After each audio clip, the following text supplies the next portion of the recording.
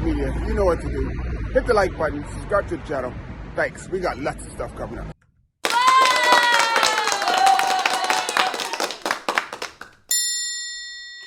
What's up? How you doing? In it's Louie, Tadej Legs Media. Thank you for joining us once again. So we got a doozy of a topic for you today. It's something that's been talked about for, I guess, for the better part of the year. I guess since Pogi came on the scene, and especially since 2024, and an explosive season that Tadej Pogacar has had. And it's the debate about Pogi versus Merckx versus Roche, which is really not a conversation as yet. Pogi's amazing. Pogi's going to be great. Pogi's on his way to being one of the greatest.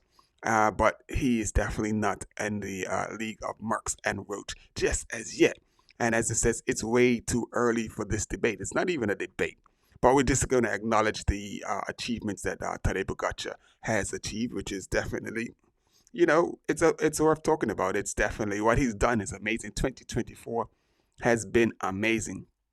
And even before 2024, even when he didn't win the Tour last year, he still had some amazing results throughout the year.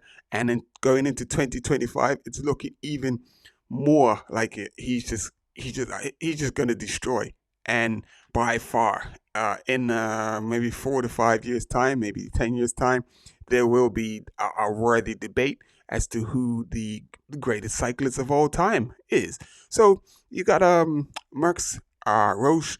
Actually, I thought Sean Kelly was, but these three riders have all done what they consider the ultimate double. They won a monument, they won the Tour de France, and they won the World Championships all in the same year. So that puts Pogi has a year on par with the greats, but his results as far as the greatest of all time goes, he's not there yet. So let's go. I'm going to get into this article that we have here, and we can get into the article, and then we can see exactly what I'm talking about and why he is not there as yet, but he's definitely well on his way. So there we have.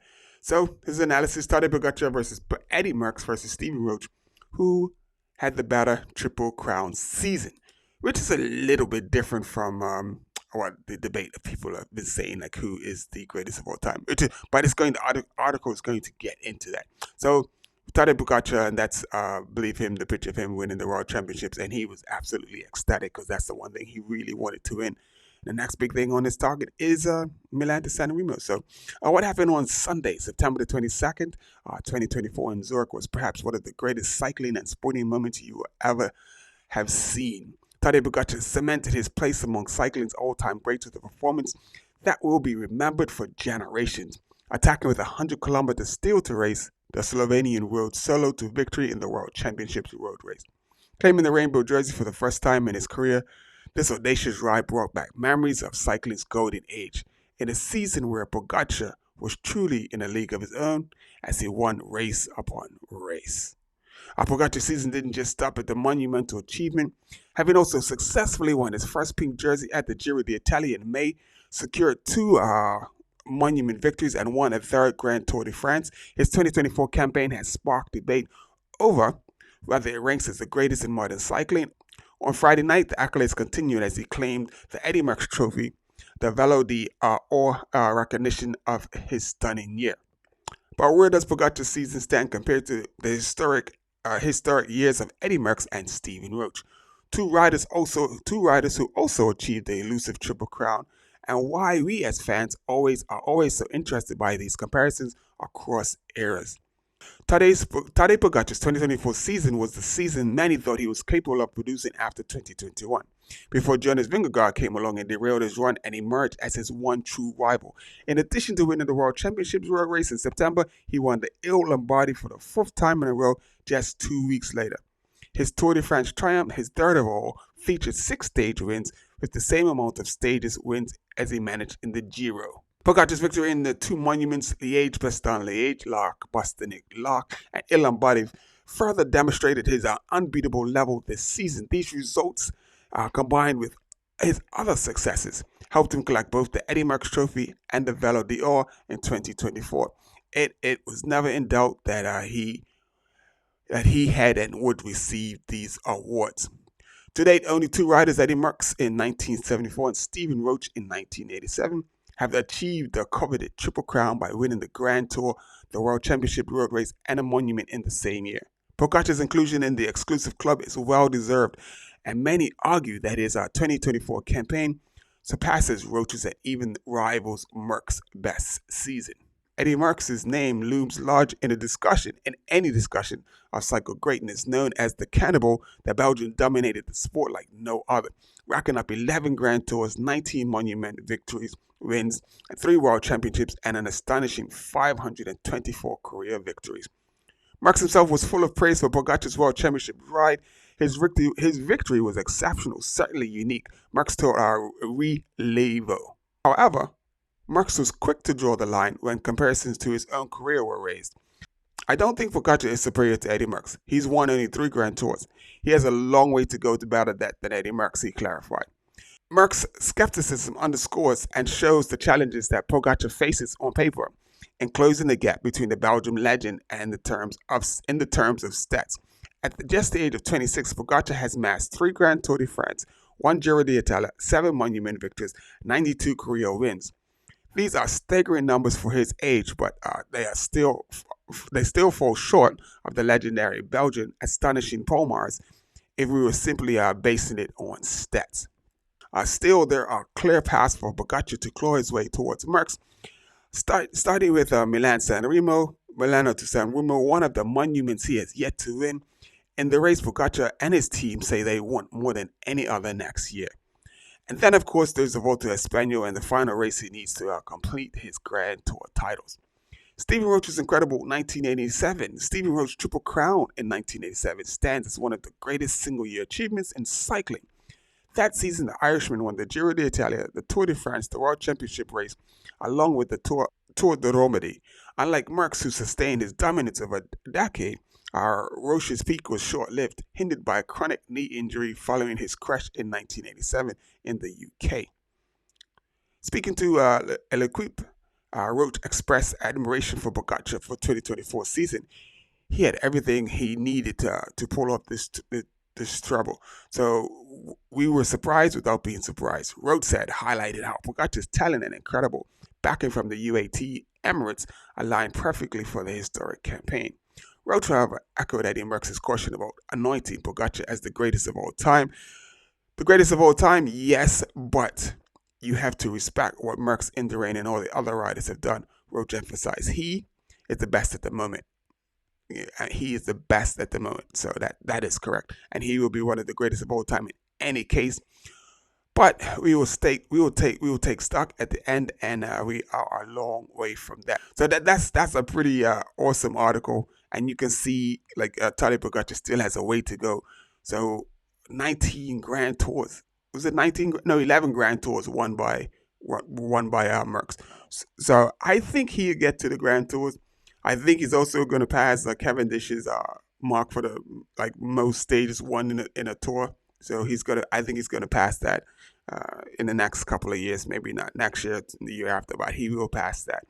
And as far as Jonas Vingegaard and Remco, I just don't. I think they will be on his heels. I think the whole way along they will definitely be on his heels. But I don't think they will.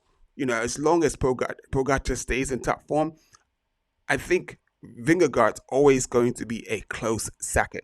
Remco is going to come into his own, and I think he will continuously and steadily be on the podium. Primož Roglic, the stars really have to align for Primož Roglic to do some damage. I'm going to give Primož a definitely, like in the Grand Tours, definitely 4th place, long as he doesn't, crash out or do any crazy things. But the 4th place is his. I think Remco is going to, as Remco matures and he understands the, how to strategize his tours a bit better, he will definitely be on the heels of Vingegaard. But I think Vingegaard is just a tad bit more talented at climbing, so it's going to make it hard for Remco to beat Vingegaard unless he's able to stay within 30 seconds to a minute on the bigger climbs. But then Remco does have the advantage when it comes to the time trial, where he can possibly get back that time. But it has been shown that Vingegaard can put down that time trial when he's ready as well too. So that's all to play for. It's going to be super exciting. 2025 Milan to San Remo. Oh my goodness, Milan to San Remo. What would I do to be at this year's or 2025 Milan to San Remo? But we will see. We will see. We are being blessed and with a sponsor to get to Belgium on the 30th of December for Dijkum. So that's stuff just happening. We just see how it goes from there. And yeah, so but that's it for me. That's it for Initially We Say with Your Legs Media. Remember, do me a favor, hit the like button, subscribe to the channel, tell a friend to tell a friend. Where are we? So trying to we can't get it back, can we? There we go. This is what we want. We want to put you back. So like I said, please hit the like button, please subscribe to the channel, and tell a friend to tell a friend. But yeah, so I think the next discussion is I'm probably gonna see if I can get someone up here and we can have a discussion. So it definitely, I don't think anyone's, it's going to be close. I don't think anyone's beating Pogacar. It's going to be close. But then you got Pogacar, you have Vingegaard, and then you got Remco, and then between Remco and Primož Roglic, that's going to be a tight battle, because the thing is, all four of them can put the time trial down, but the most talented of them in time trialing is Remco, so that's where he could get his own back, and we never know. So it's going to be interesting. It's going to be interesting because they got the specialties and they got the different sets of skills. So really, really looking forward to 2025. And everything that it's going to bring. And on top of all that said, I'm looking forward to the day that Pogacar says he's doing Paris-Roubaix, which I think is going to be 2026. It's so if he wins Milan to San Remo, I guarantee you, as soon as he finishes Milan to San Remo, the next thing he's going to say for 2026 is we're going for Roubaix for 2026. So that's going to be his next target for 2026. So anyway, that's it. And the next video that I got coming up, working on, is a list of the top riders from Africa that are riding in Europe. As last time I only did the riders riding in Europe, but this time I'm going to do the riders on the continent of Africa as well as the top riders riding in Europe. But this is the list of top African riders. So look forward to that. Thank you for tuning in. And this has been Initially We Say It with Your Legs Media. Please hit the like button, subscribe to the channel, and tell a friend, tell a friend.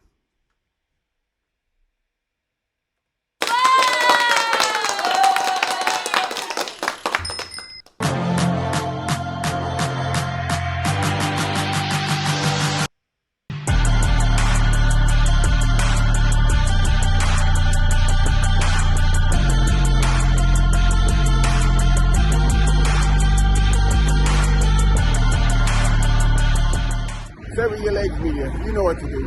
Hit the like button, subscribe to the channel. Thanks. We got lots of stuff coming up.